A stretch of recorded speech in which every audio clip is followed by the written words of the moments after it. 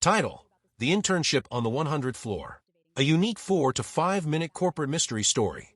22-year-old Ibrahim had just graduated with honors in software engineering. After months of rejection, he finally received an email from one of the world's largest technology companies. The email contained only one sentence. "Congratulations. You have been selected for the Midnight Internship Program." It sounded strange. The interview time was even stranger. 11:59 p.m. Most people would have ignored it, but Ibrahim needed a job. So, at exactly 11:50 p.m., he stood outside the company's enormous glass headquarters. The building had 99 floors. At least, that's what the directory said. A security guard smiled as Ibrahim entered. "First internship." Ibrahim nodded. The guard handed him a silver visitor badge. "Don't use elevator 7. Ibrahim laughed. "Why?" The guard simply smiled. "You'll find out." Ibrahim assumed it was another office joke. He walked toward the elevators. 6 were crowded with employees finishing late-night work. Elevator 7 stood empty. Its doors slowly opened by themselves. A soft voice echoed from inside. "Welcome, Ibrahim." He looked around. Nobody else seemed to notice.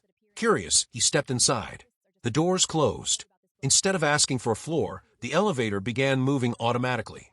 Floor 5, floor 17, floor 42, floor 89. Then something impossible happened. The display changed. 100. Ibrahim frowned. There was no 100th floor. The elevator stopped. The doors opened. A bright hallway stretched before him. Everything looked modern, far more advanced than the rest of the building. Transparent computer screens floated in the air. Robots quietly delivered files. Employees walked calmly through the office. No one looked surprised to see him. A woman in a white business suit approached. "Welcome." "I'm sorry." Ibrahim looked confused. "I think the elevator is broken." She smiled. "No. You've arrived exactly where you're supposed to be." He looked around. "I thought this building had 99 floors." "It does."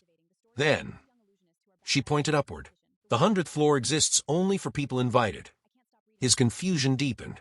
"What company is this?" The woman answered calmly. "The company that designs tomorrow." She introduced herself. "My name is Sophia." She handed Ibrahim a tablet. "Today's assignment." The screen displayed a strange task. "Fix a problem before it happens." Ibrahim blinked. "What?" Sophia smiled. "That's what we do here." He assumed it was some creative thinking exercise. Then she showed him a live dashboard. Thousands of predictions. Traffic accidents. Power failures. Hospital equipment malfunctions. Cyber attacks. Every prediction had a countdown. Minutes. Hours. Days. "This," Ibrahim whispered, "is impossible." Sophia replied quietly. "Not impossible. Predictive." She explained. The company's most advanced artificial intelligence could analyze billions of pieces of data every second. Its purpose wasn't to predict the future perfectly, only to recognize patterns before humans could.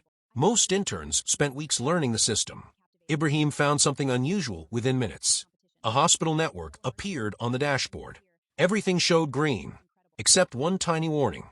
A backup battery in an operating room had a 0.01% chance of failing the following afternoon. Everyone ignored it. The probability was too small. Ibrahim wasn't convinced. He reported it anyway. Technicians replaced the battery. The next day, the old battery exploded during testing. If it had remained installed, surgery would have lost power. A patient's life might have been at risk. Everyone applauded. Sophia smiled. You noticed what others dismissed. Days passed. Every assignment became stranger. Predict delayed bridges. Prevent computer viruses. Find tiny mistakes before they became disasters. Ibrahim loved the work. Then, one evening, the AI displayed a new prediction.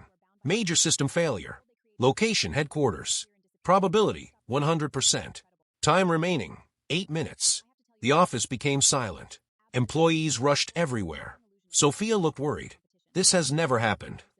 Ibrahim studied the prediction. Nothing made sense. Servers were healthy. Power systems were stable. Cybersecurity was intact. What exactly fails? He asked. The AI answered. Human judgment. Everyone stopped. What does that mean? Ibrahim asked. Before anyone could answer, the CEO entered. He smiled confidently. I know why the system made that prediction. He walked toward the AI's central console. Our largest competitor has offered to buy our prediction technology. Employees exchanged nervous looks. The CEO continued, "The offer is worth $50 billion. Silence. If we accept." He paused. "Only governments and the wealthiest companies will have access." Ibrahim suddenly understood. Hospitals, schools, small businesses, ordinary people, they would lose access. The AI spoke again. Human judgment failure confirmed. Sophia turned toward Ibrahim. "Now do you understand?" He nodded. The greatest danger had never been technology. It had always been the decisions made by people using it. The CEO looked at Ibrahim. "You're the intern." "Yes. I'll let you decide." The room fell silent. "What?" Sophia looked surprised. "The AI says your ethical evaluation score is the highest we've ever measured." The CEO folded his arms. "So, should we sell it?" Ibrahim looked at the dashboard. He remembered every life the system had already protected. Then he quietly answered, "No." The CEO smiled. "I hoped you'd say that." Everyone looked confused. He laughed. "This was your final interview. The prediction wasn't about our company. It was about finding someone who would protect the technology instead of profiting from it." The AI screen changed. Evaluation complete. Internship passed. The office applauded. Sophia handed Ibrahim a new employee badge. "Welcome to the 100th floor." Years later, whenever someone asked Ibrahim the secret behind the world's safest technology company, he always smiled. It wasn't built by the smartest people. He looked toward the hidden elevator. It was built by people who remembered that intelligence creates power.